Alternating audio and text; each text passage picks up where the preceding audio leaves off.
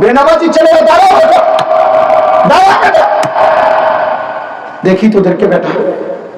ইনসানি বেটা বলে মুসলমানের বাচ্চা এমন হয়? মুসলমানের ঘরে জন্ম নিছ, দাঁড়াও এখন, আমি দাঁড় করো, আমার অনুমতি দেন, আমি দাঁড় করো। বেনামাজি অসতের চেহারা তো দেখলেই চেনা যায়। বেনামাজি তো অসভ্য, বেনামাজি তো গাদ্দার, এই গাদ্দারদের তো দেখলেই চেনা যায়। বেনামাজি তো বেয়াদব,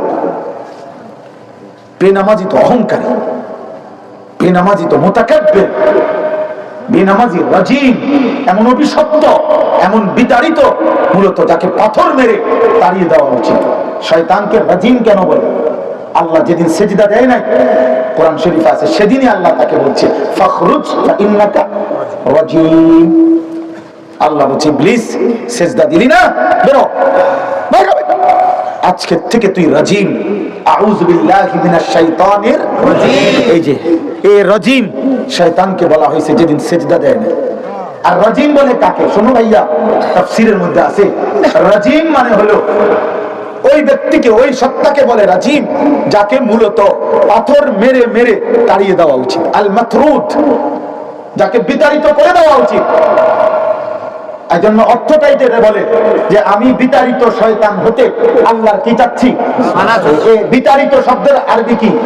রাজিম, যাকে পাথর মেরে বিতাড়িত করে দেওয়া, এই সমাজচ্যুত করা উচিত। এই জন্য রজম, এই তাফসীরে আছে, আমি নিজে পড়ছি।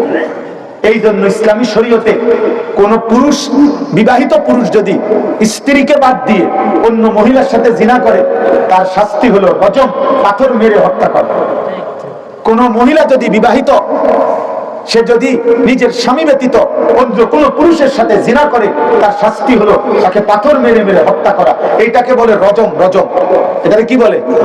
এটা যে শব্দ, রাজিম ওই একই শব্দ, বুঝছেন আব্বা? এটা আল্লাহ তাকে ওই দিন বলছে যেদিন সেজদা দেয় না, যেদিন সে সেজদা দেয় না, এদিন আল্লাহ তাকে বলছে ফাইন্নাকা রাজিম।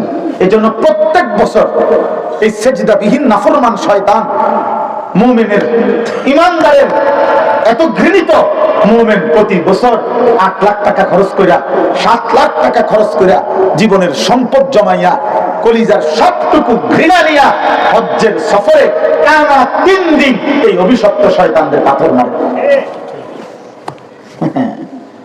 ওই যে রাজিম, যে